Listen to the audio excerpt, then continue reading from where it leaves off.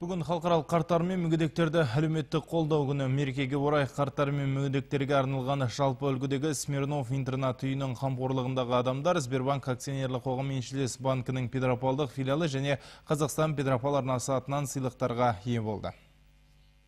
Жыл сайын бұл күні өмірлік тәжірибелері мол аға буын өкілдері мен жарымжан адамдар ерекше құрметке бөлінеді. Смирнов интернат үйінде 340 адам өмір сүруде. Олардың 193-і зейнеткер болса, 147-сі мүгедек. Тағдырдың жазуымен осында түскен адамдарға қамқор бола алатын жақындары жоқ. Олар үшін бұл міндетті үкімет атқарып келеді. Бүгін мұнда мерекелік концерт қойылып, бірқатар мекемелер өз сыйлықтарымен келді. Сбербанк акционерлік қоғамы еншілес банкі Петропавлдық филиалының қызметкерлері теледидар біздің арна интернат үйіне спутник қабылдағыш құралды сыйлады.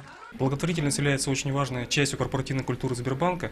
Біздің банк қайырымдылық шараларынан тыс қалмайды. Бүгінгі қарттар мен мүгедектерді қолдау күніне де аға буын өкілдерінің біраз көңілін көтеріп, мереке сыйлау үшін сыйлығымызды алып келдік. Барлық қарияларға ғұмырлары ұзақ және қуанышты сәттерге толы болсын деп тілейміз.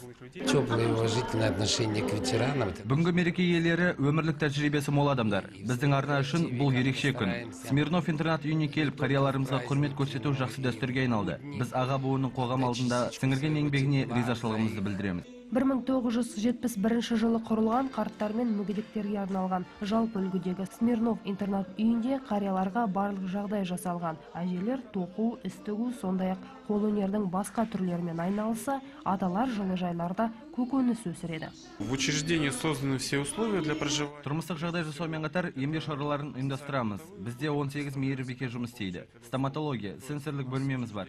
Бос уақыттарында вокал, қолөнер және тағы басқа үйірмелерге қатысады. Қариялар үнемі мәдени қоғамдық шараларға атсалысады. 63 жастағы Қайыргелді Сыдықов екінші топтағы мүгедек. Осында тұрып жатқанына 5 жылдай болды. Қария көрсетіліп жатқан күтімге риза. Мұнда жақсы, тамағымыз тоқ, көйлегіміз көп. Таза төсекте 7 сайын мошаға жүреді. Қалаға барып тұрады. Мешітке барып келіп өткенде. Тренажері бар. Медиктер, нянкалар бәрді жақсы қарайды. Бүгін мерекеге сыйлықтар әкелді, міне телевизор әкелді. Қарттарды әрқашанда сыйлап, ұмытпай әрқашанда келіп тұрыңдар. Қарттар сыйлағандарыңызға рахмет. Бүгіннен қарттар мен мүгедектерді қолдау айлығы басталады. Мақсаты әлеуметтік топтардың проблемаларына жұртшылықтың назарын аудару, олардың тұрмыстық мәселелерін шешу мен моральдық көмек көрсету. Әсел Оразбаева, Дулат Мұсафиров, ақпарат.